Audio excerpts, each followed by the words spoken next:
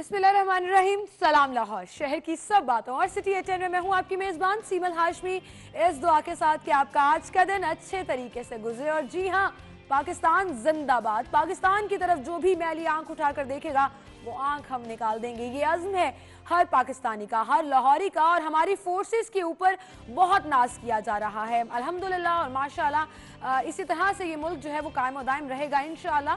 और ये जोश और जज्बा जो है वो कितना दीदनी रहा कल, और ये पाकिस्तान जिंदाबाद के नारे लगाते हुए सड़कों पर आ गए, इस पर आज हम जरूर बात करेंगे प्रोग्राम में। लेकिन बाकायदा आगाज करते हैं आज के प्रोग्राम का और सबसे पहला सेगमेंट शामिल कर लेते हैं। मौसम देखते हैं कैसा है, टुडेज वेदर शामिल करेंगे।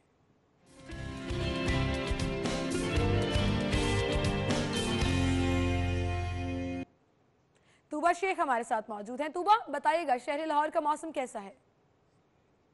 जी सीमल, शहर लाहौर का मौसम निहायत खुशगवार है, मतला साफ है। महकमे मौसमियात की जानिब से आज के रोज़ बारिश की कोई पेशगोई नहीं की गई और कल भी मतला साफ रहेगा और परसों बरोज़ हफ्ते को बारिश के इम्कानात जाहिर किए गए हैं।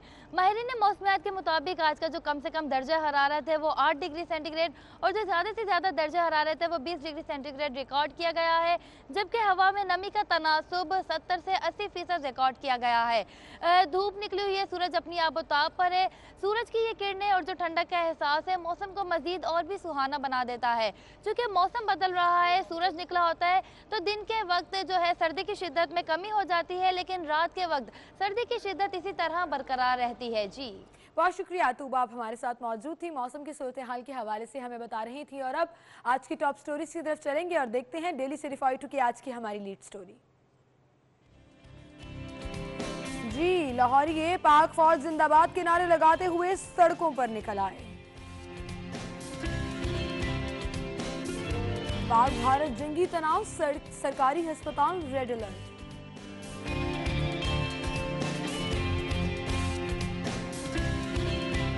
असातिज़ा की तरक्कियां नहम और 11वीं जमात के नताइज से मशरूत कर दी गई।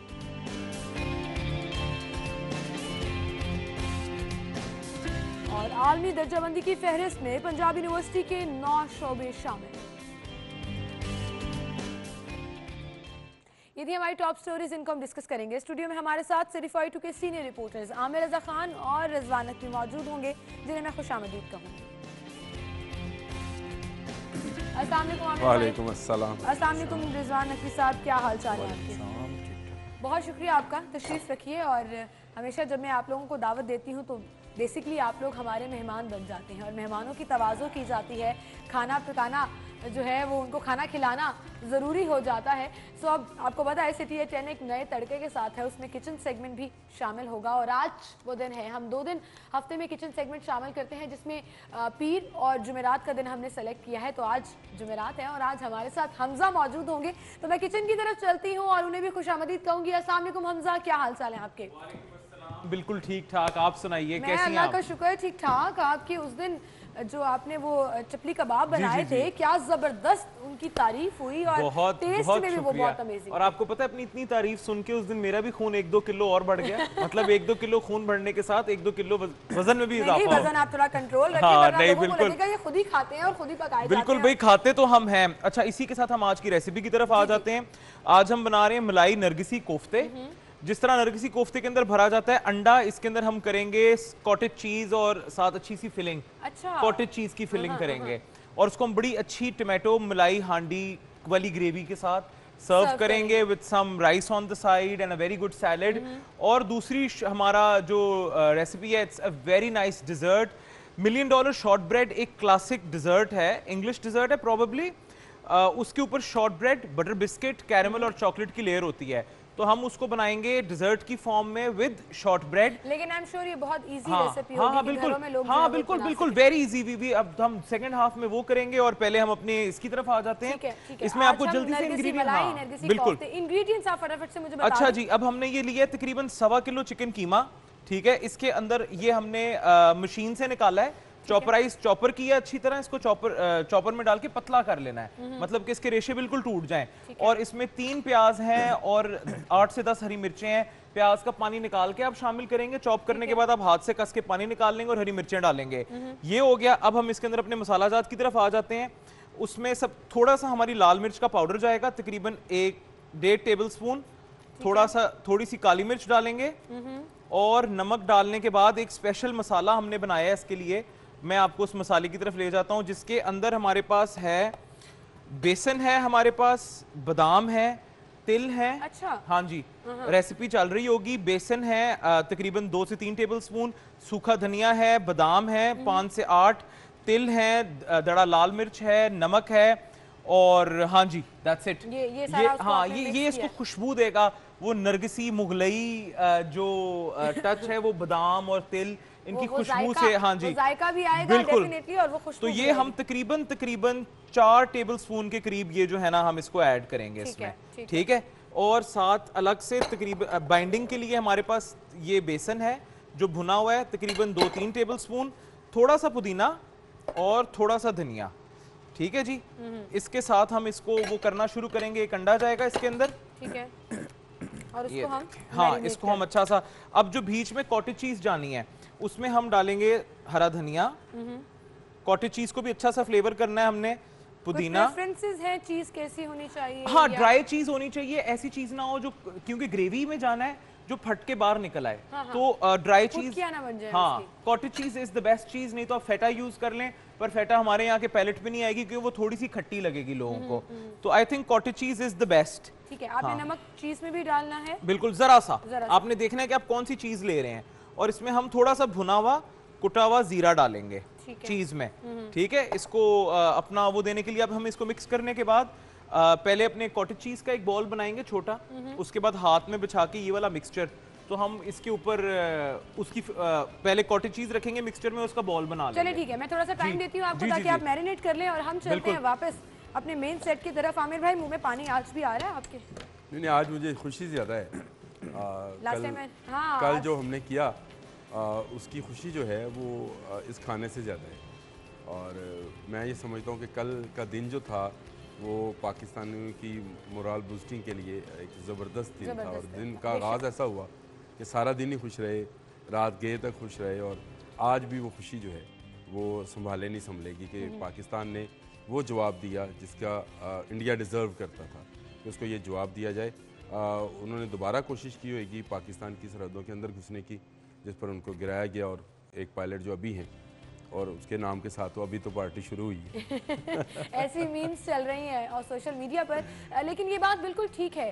पाकिस्तान वो कौम नहीं है जो डर जाए और जो परेशान हो जाए ऐसे हालात में। कल जो जोशो खरोश मैंने देखा, लाहौरी सड़कों पर निकल आए पाक फौज जिंदाबाद के नारे लगाते हुए, पाक फिजाइया जिंदाबाद, पाकिस्तान जिंदाबाद। मुझे बड़ी खुशी हो रही थी कि हम वो कौम है कि अच्छा जंग हो रही है, हम डंडे लेकर वाघा की तरफ चले जाते हैं। ये ऐसा मल मंजर भी डंडे था लेके 65 में। आप ये देखो कि जज ने कहा कि जी मैं जाना चाहता हूँ, आमिर हबीब साहब ने। अच्छा हमारे रिपोर्टर्स ने नाम लिखवाए। अब मैं अगर नाम लूँगा तो वो कहते थे जी अगर वॉर पे जाना है तो हम जाएंगे। ये जज्बा जो है, ये मैं समझता हूँ कि ये कौमों में जज्बा जो है वो आता है। मुझे घर से फ़ोन आ गया मेरी मिसेस का, उसने कहा अगर जस्टिस कहता है कि मैं जाऊँगा तो तुम्हें भी लिखना चाहिए कि मैं भी जाऊँगा। मैं कहा मैं भी वॉर पे हूँ। कहते नहीं, तुम्हें लिखना चाहिए कि ये मौका है कि ख़ुद को, और आप आई मेरे पास कि जी मैं ख़ुद को वॉलंटियर करूँगी अगर ये इस तरह का कोई मौका है। तो ये वो जज्बा था जो हम लोगों पे भी आ रहा था, हमारे साथ काम करने वालों में भी था और फिर अवाम में बहुत ज़्यादा था। वो जज्बा शायद 65 की जंग में हमने देखा था और कल देखा दोबारा। मैं समझता हूँ कि ये ज़बरदस्त है।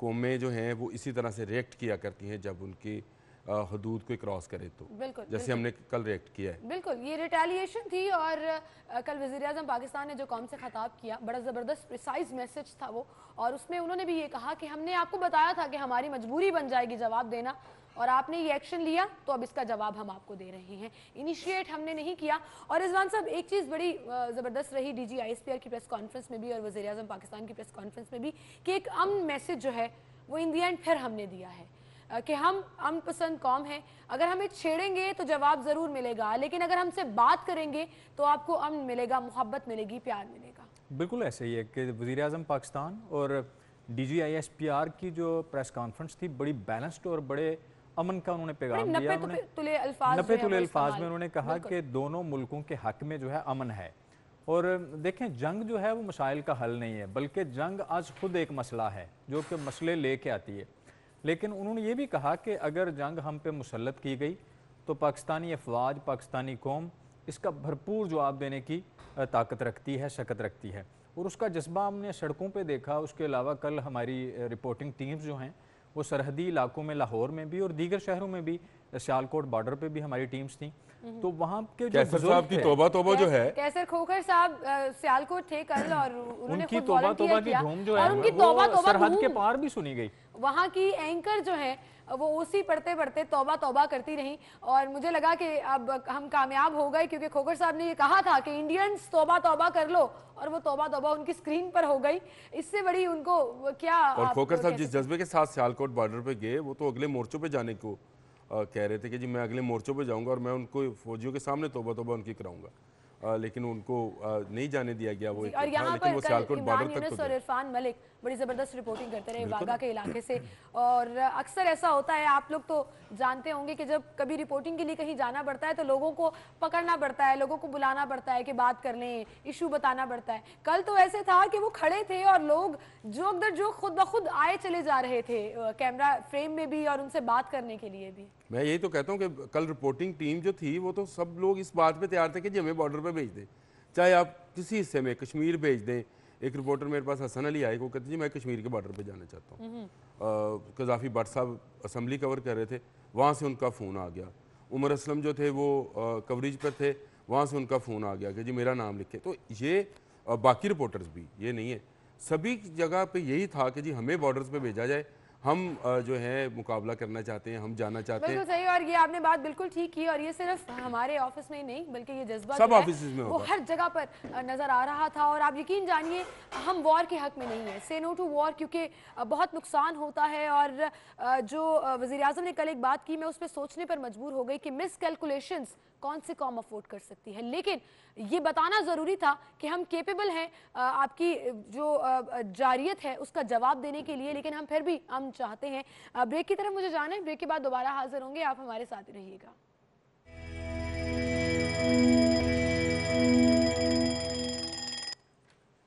वेलकम बैक नाज़रीन, एक बार फिर से आपको खुशामदीद कहेंगे। एक नया जोश और जज्बा प्रोग्राम में भी देखने में आ रहा है। और आमिर भाई यकीन जानिए, रिजवान भाई, जब भी हम बात करते हैं पाकिस्तान जिंदाबाद की, अपनी फोर्सेस की, और जब फ़ख्र की बात होती है, खुद ब खुद वो प्राउड और वो एनर्जी आपकी बॉडी लैंग्वेज में भी आ जाती है। रिजवान साहब, आपका कल का एक्सपीरियंस कैसा रहा? बहुत से लोगों से आप मिले, आई एम श्योर रिपोर्टिंग में आप भी फील्ड में थे, कैसा जोश और जज्बा देखा लाहौरियों का आपने? अच्छा, मैं बतौर बीट तो सरकारी इदारों को कवर करता हूँ।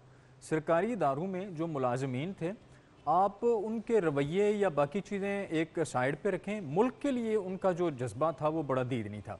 लोग इस हवाले से बड़े पुरजोश थे, और स्पेशली जो बॉर्डर्स पे लोग हैं, कल टीवी पे हम लोग देखते रहे, हमारे रिपोर्टिंग टीम जिस तरह रिपोर्ट करती, वहाँ के जो बुजुर्ग हैं सरहदी इलाकों के, उनका जज्बा बड़ा दीदनी था। और वो बड़ा तो 65 के किस्से सुनाना शुरू बाज लोग यानी शाहिदीन हैं उसमें जो कि 65 की जंग जिन्होंने अपनी आंखों से देखी है। मैं तो शाह जी से अभी रिक्वेस्ट भी करूंगा, अगर आप बुरा ना मनाएं, शाह जी आपकी बात भी काट रहा हूँ, ये जिस इलाके से तल्लक रखते हैं 65 में उस जगह पे ओरिजिनली वार हुई थी। अच्छा। और आज भी जिस जगह पे फायरिंग हो रही है सियालकोट से आगे, शाह जी का तल्लक वहाँ से है, वहाँ लोगों का क्या जज्बा था, क्योंकि आपकी तो फैमिलीज के बहुत सारे अरकान अभी भी वहाँ पे और वो जज्बा भी हमें बताएं ताकि वो भी हम सुने। अच्छा, आप देखें कि जो छम जोड़ियाँ सेक्टर है आज़ाद कश्मीर भिम्बर के साथ, वहाँ पे जो सरहदी इलाके हैं, वहाँ के लोग बड़े पुरजोश हैं इस हवाले से। उन्होंने नस्ल दर नस्ल ये चीज़ें एक्सपीरियंस, अगर कोई गोले गिराए जाते हैं तो वहाँ पे बाकायदा आवाज़ आती है, उसकी जो धमक है वो सुनी जाती है वहाँ पे।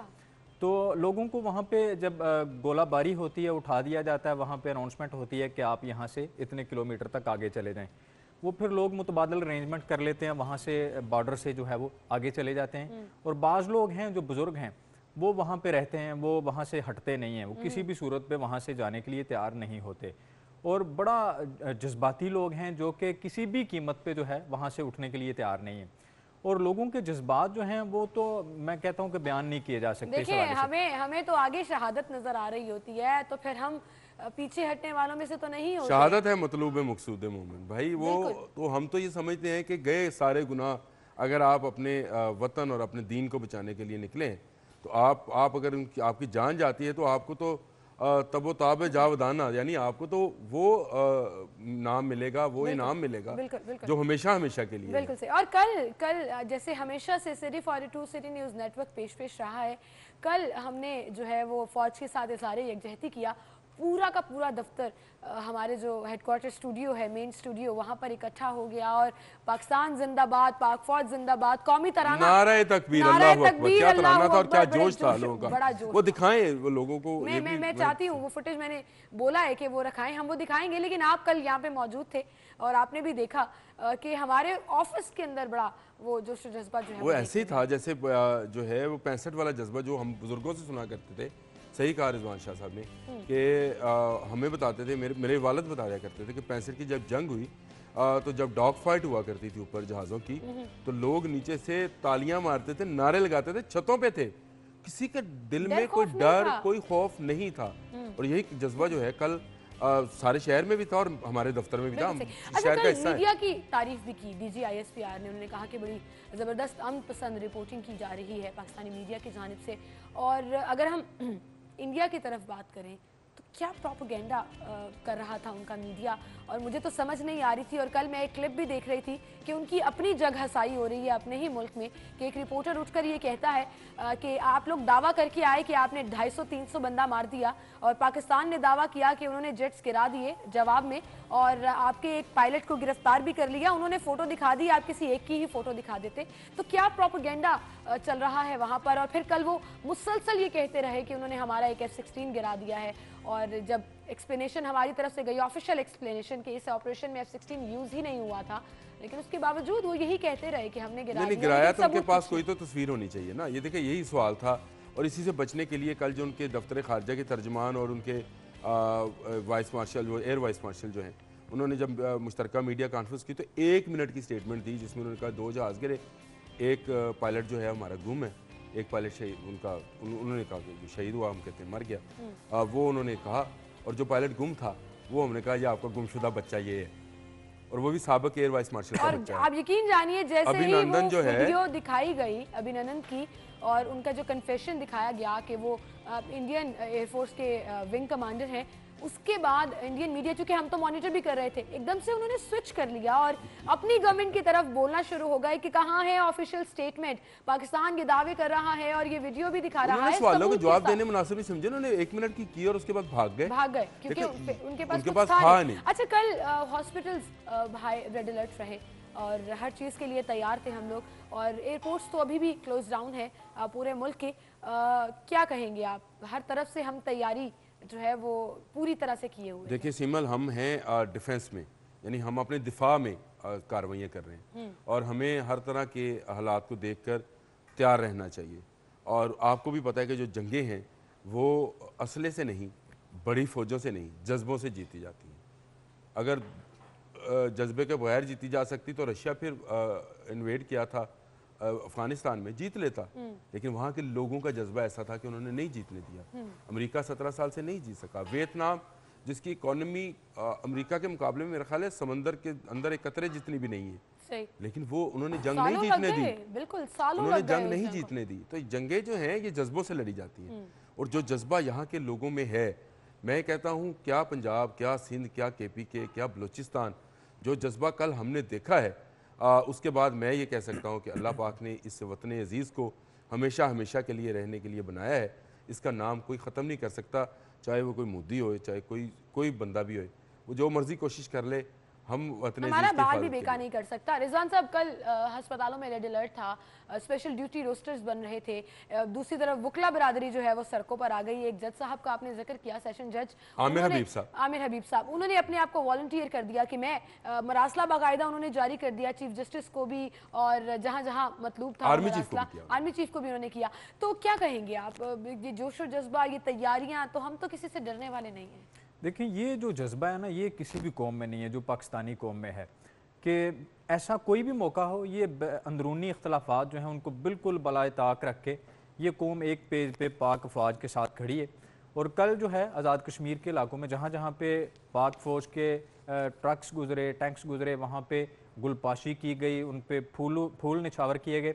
उसके साथ साथ आप देखें कि अपोजिशन और हुकूमत इस सारे मामले में तमाम तरह इख्तलाफात भूल ये के बड़ी जो है वो जबरदस्त चीज थी एक ही पेज पे थे। हमारी पार्लियामेंट यक जबान थी और कल जो खुर्शीद शाह ने भी ये बात की, उन्होंने कहा कि गवर्नमेंट हमें हर चीज में एतमाद में ले रही है। और मुझे लगता है कि ये जो इंडिया का प्रोपेगेंडा और जो वो हमारे मुल्क के साथ करने की कोशिश कर रहा है वो हमारे लिए पॉजिटिव होता जा रहा है कि हमारी सियासी रहनुमा और जमातें जो हैं वो यक जबान हो गई। जबकि वहाँ पे जो आप देखें कि राहुल गांधी ने जो बयान दिया, उसने कहा जी कि आप तो अभी तक ऑल पार्टीज कॉन्फ्रेंस तक नहीं बुला सके और वहाँ पे जो इजलास हो रहे हैं वो तो मुश्तरका इजलास है और बंद कमरे में जो ब्रीफिंग दी गई है अरकान असम्बली को और पार्लियामेंटेरियंस को, मैं समझता हूँ बहुत अच्छा इक़दाम है। ऐसा लग रहा है कि मोदी को उसकी अपनी ही पड़ गई है। ये होना ही है। जो गड़ा उन्होंने खोदा था अपने इलेक्शन के लिए कि शायद इसमें पाकिस्तान गिरेगा, उसमें खुद गिर चुका है मुंह के बल, और हमने उसको ऐसा जवाब दिया है कि शायद ये नस्लों तक नहीं भूलेंगे। मुझे तो जिन्होंने कल ये फाइट की है, डॉग फाइट जिसको बोलते हैं, हसन हमारे पायलट, उनमें MM आलम नज़र आ रहे थे, सच्ची बात है। और मुझे MM आलम इतने याद आए और उनका वो आखिरी इंटरव्यू याद आया और उनका जज्बा और उनका जोश जो है वो याद आया। तो हम लोगों ने शायद 65 की जंग नहीं देखी, 71 की जंग नहीं देखी, लेकिन कल जो मंज़र हमने देखा है उसने वो सारी चीज़ें जो हैं उसको दोबारा से जगा दिया। लेकिन जानिए, मेरी एज के बहुत से लोग और मुझसे छोटे बहुत से लोग जिनको इंस्पायर करती हैं ये तमाम वॉर स्टोरीज, और जब आप सुनते हैं कि ऐसे जहाज़ गुजरा करते थे और ऐसे पाकिस्तान अपने दिफा में इस तरह से कार्रवाइयाँ करता था, कल वो सारे गिले ख़त्म हो गए कि हम क्यों नहीं थे उस दौर में। हमने वो तमाम जज्बा भी देख लिया, वो तमाम जुनून भी देख लिया, और हमने नहीं देखा बल्कि पूरी दुनिया ने देख लिया कि किस कदर समझदारी का मुजाहरा भी किया गया है हमारे गवर्नमेंट की तरफ से, हमारी फोर्सेस की तरफ से, और कैसे हम अपने दिफा के लिए हमेशा खड़े रहेंगे। ये ऐसे ही है। आपने जब बात की तो अभी भी मैं जब ये सोचता हूँ कि कल का दिन कैसा था तो अंदर से ऐसे खुशी फूटती है इंसान के और वो चेहरों पर आती है। लेकिन फिर भी आप देखिए, हम्बल एटीट्यूड बहुत मैटर करता है, आजी, और हम यही कह रहे हैं कि हमने अपने दिफा में ये कार्रवाई की थी और कल ये बोला भी गया कि ये हमारी विक्ट्री नहीं है, हमें मजबूरन ये कार्रवाई करनी पड़ी, हमें शौक नहीं है कि हम जो है वो इस तरह के इकदाम करें, लेकिन रिटेलिएशन में ये बताना ज़रूरी है that we can and we did, और आइंदा अगर ऐसा कुछ किया गया तो हम और मुंह तोड़ जवाब देंगे और चुप नहीं बैठेंगे। बहरहाल यहीं से बात का सिलसिला आगे बढ़ाएंगे, एक छोटी सी ब्रेक लेते हैं, ब्रेक के बाद दोबारा हाजिर होंगे।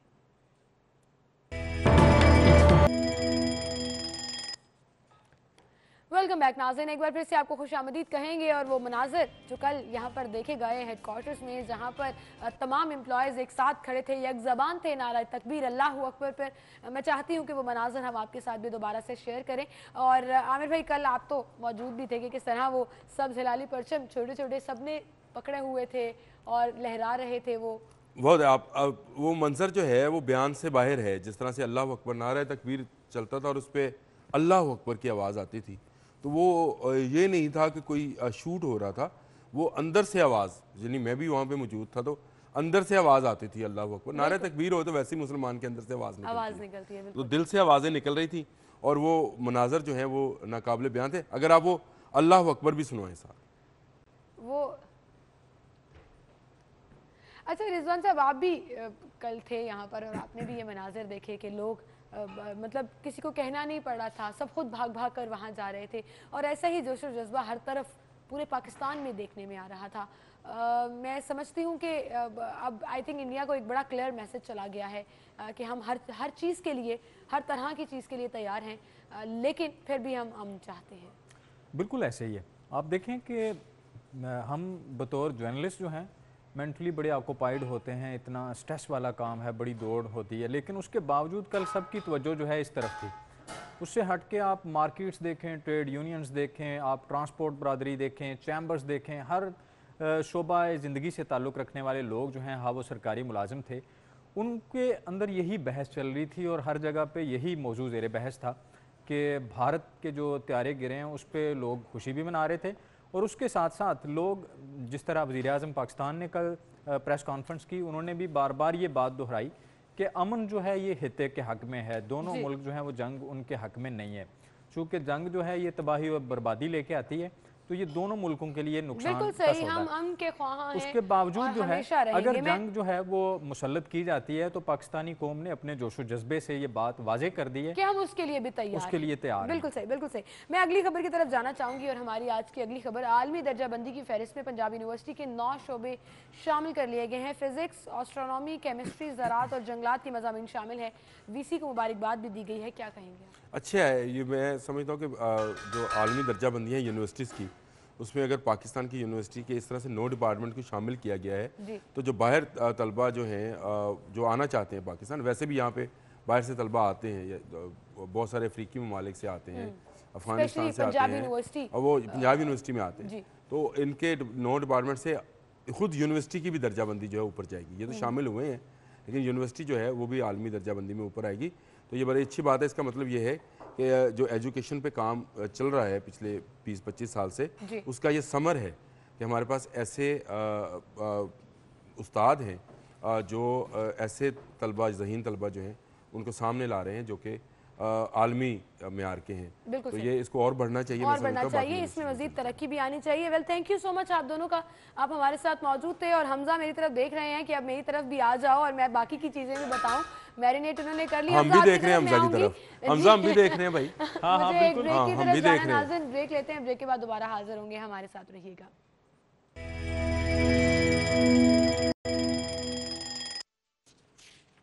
वेलकम बैक नाज़रीन, एक बार फिर से आपको खुशामदीद कहेंगे और अपने सेगमेंट्स की तरफ चलेंगे। सेगमेंट्स में सबसे पहले स्मार्ट गैजेट्स में आपको बता दूं कि मार्केट में कौन सा मोबाइल कितने में मिल रहा है। सबसे पहले है जी सैमसंग गैलेक्सी C7, मार्केट में अवेलेबल है 32,800 रुपए में।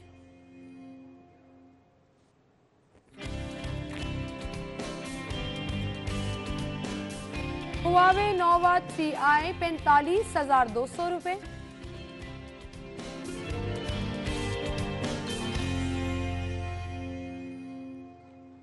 ओप्पो F3 ब्लैक 29,899 रुपए।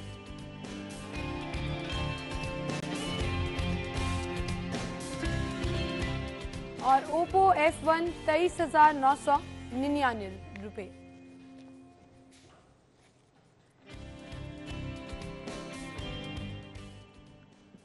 और अब सेल्स एंड प्रमोशंस की बात होगी। अगला सेगमेंट शामिल करेंगे बचत बाजार।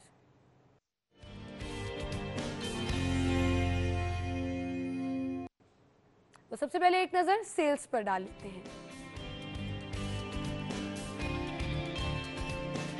जी, सबसे पहले आपको बताएं निम्से पर सेल लगी है और आपको फ्लैट 25% तक ऑफ मिलेगा। और नेक्स्ट है हमारे पास मोटिव्स, और मोटिव्स पर अप टू 50% तक आपको ऑफ मिलेगा।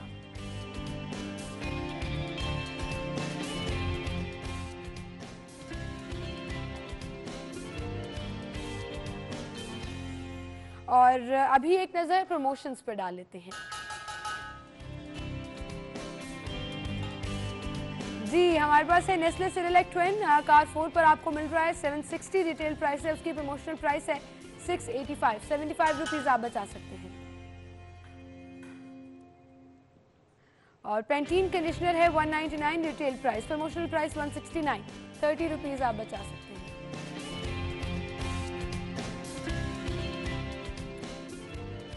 जी, ये तो थे हमारे आज के सेगमेंट्स और अब मैं चलूंगी हमजा की तरफ और देखते हैं हमारे मलाई नरगिसी कोफ्ते कहाँ तक पहुँचे हैं और क्या मज़ीद चीज़ें जो हैं आपको बताने की ज़रूरत है। इंग्रेडिएंट्स आपको बता दिए थे, असेंबल भी हमने कर लिया था, यानी कि उनका मिक्सचर बना लिया था।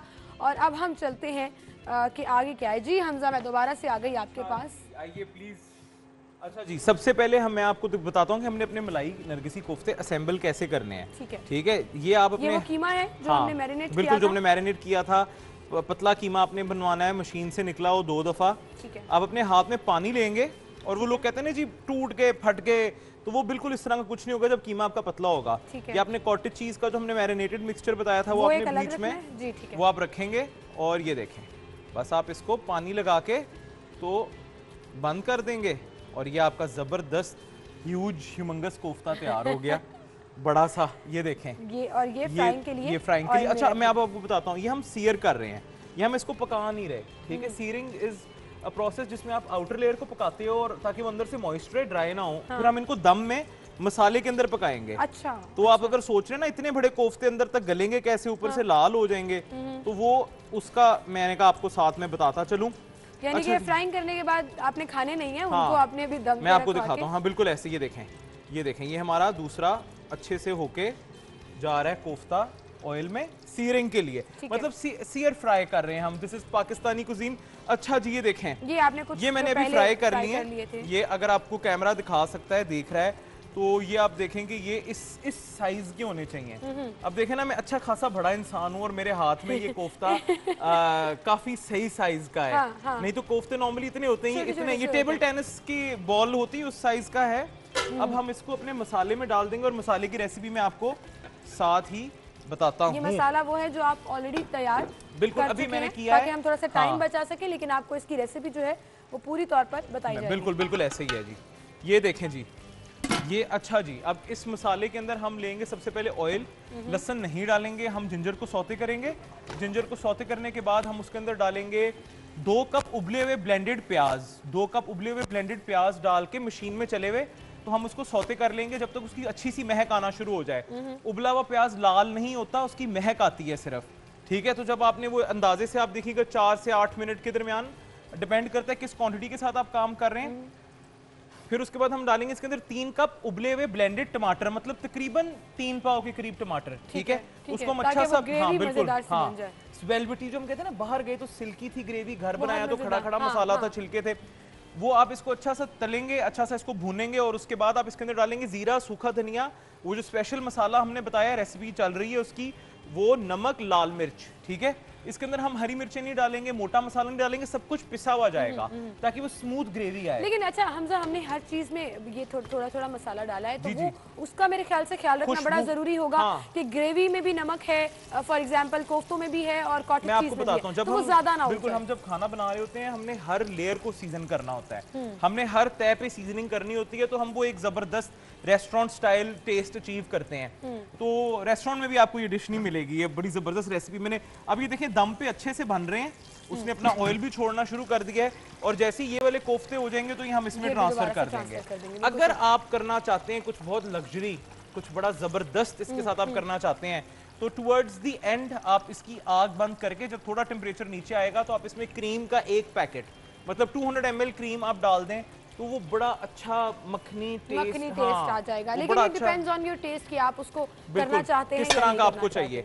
और इसी के साथ कि जैसे ही उतरेगा तो मैं आपको बताता हूं, रेसिपी हमारी जो है वो फाइनल मरहले में दाखिल होना चाहिए। हाँ बिल्कुल बिल्कुल, ये बड़ा जबरदस्त हो गया। बिल्कुल दम के बाद हम इसको डिश आउट करेंगे, बड़े वेस्टर्न तरीके से करेंगे डिश आउट, क्योंकि हम स्पेशलाइज करते हैं फ्यूजन कुजीन में।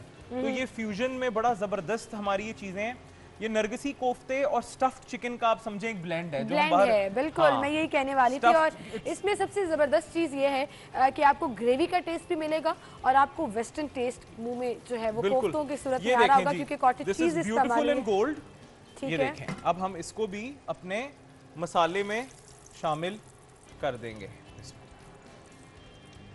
ठीक है। चलें जी, ये तो अब चला गया जी दम पर। और इसको कितनी देर इसमें दम के लिए रखने, ज्यादा हिलाना नहीं है कि वो टूट ना जाए। हाँ बिल्कुल। लेकिन हमजा इसको कितनी देर के लिए दम पे रखना है? बहुत, मैं आपको बताता हूँ, आपने इसको बहुत हल्का हाथ रखना है इस पे। इसको अब टाइम बता दें मुझे, ब्रेक की तरफ जाना है ताकि लोग ये जान लें कि कितना टाइम है। इसको आप तकरीबन आप 8 से 10 मिनट के, जब तक टच को जो आपके कोफ्ते हैं वो स्टिफ ना हो जाए। बिल्कुल सही। सो 8 से 10 मिनट को इसके लिए इसको दम पे रखना है। उसके बाद फिर हम अपने डिजर्ट की तरफ भी आएंगे, लेकिन मुझे एक ब्रेक की तरफ जाना है। ब्रेक लें जी नाज़रीन, और ब्रेक के बाद आप हेडलाइंस जानिएगा, उसके बाद प्रोग्राम का सिलसिला आगे बढ़ाएंगे। हमारे साथ रहिए।